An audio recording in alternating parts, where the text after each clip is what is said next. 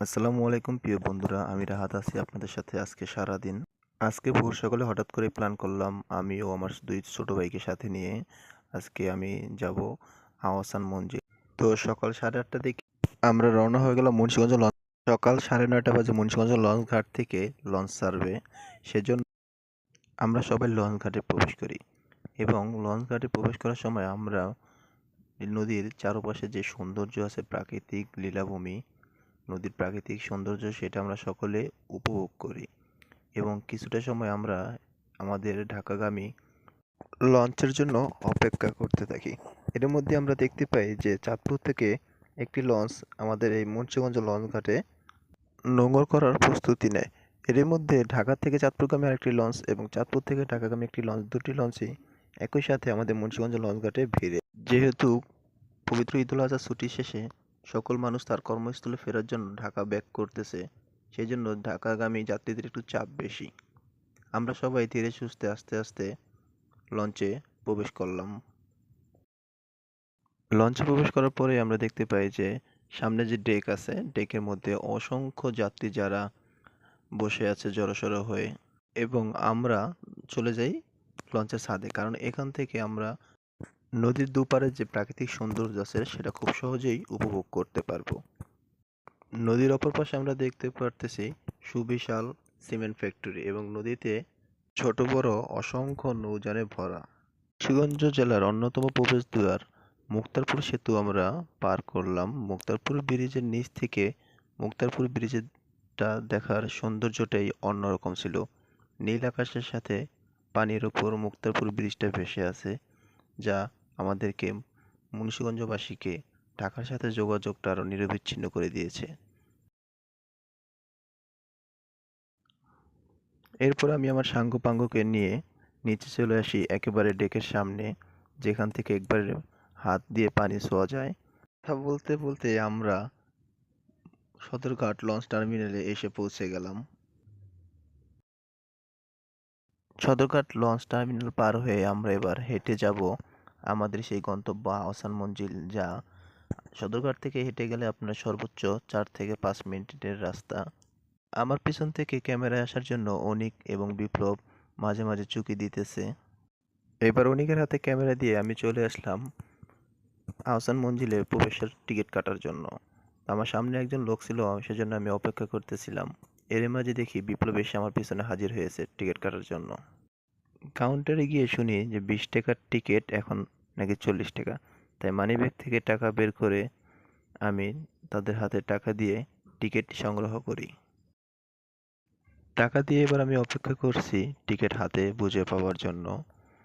এরই মধ্যে আমার পিছন দিয়ে অনেক মানুষ আসা যাওয়া করছে, প্রবেশ করছে তারা। অবশেষে আমার সেই কাঙ্ক্ষিত টিকিট হাতে পেয়ে এবার আমরা ছুটে চলছি প্রবেশ পথের দিকে।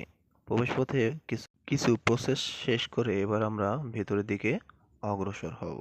টিকিটটা আমি আবার আমার হাতে নিলাম এবং আমি আমাদের 3জনকে দেখিয়ে আমরা সামনের দিকে এগোতে লাগলাম। অবশেষে এবার আমি আমার বহুল কাঙ্ক্ষিত আহসান মঞ্জিলের দেখা পেলাম। অনেক বিপ্লব এরা আগে আগে যাচ্ছে, আমি এদের পিছন থেকে ভিডিও করছি। আহসান মঞ্জিলে প্রবেশের পরে প্রথমে আমরা আমাদের জাতির পিতা বঙ্গবন্ধু শেখ মুজিবুর রহমান, জাতীয় কবি কাজী নজরুল ইসলাম এবং আমাদের বিশ্বকবি রবীন্দ্রনাথের ছবি দেখতে পাই। এরপর আমরা হাঁটতে হাঁটতে আরো সামনের দিকে এগোলে আমরা এর বিভিন্ন কক্ষ দেখি। বিভিন্ন কক্ষ দেখতে দেখতে আমরা সামনের দিকে আরো অগ্রসর হতে থাকি। প্রথমে আমাদের চোখের সামনে এটা দেখা যায় যে সুবিশাল হাতির দাঁত। এরপর আমরা নির্দিষ্ট পথে সামনে এগিয়ে যাই, দেখতে পাই সামনে দোতলা ঘরে ওঠার জন্য সুবিশাল দুটি সিঁড়ি, যা এখন জনগণের ব্যবহারের জন্য বন্ধ আছে।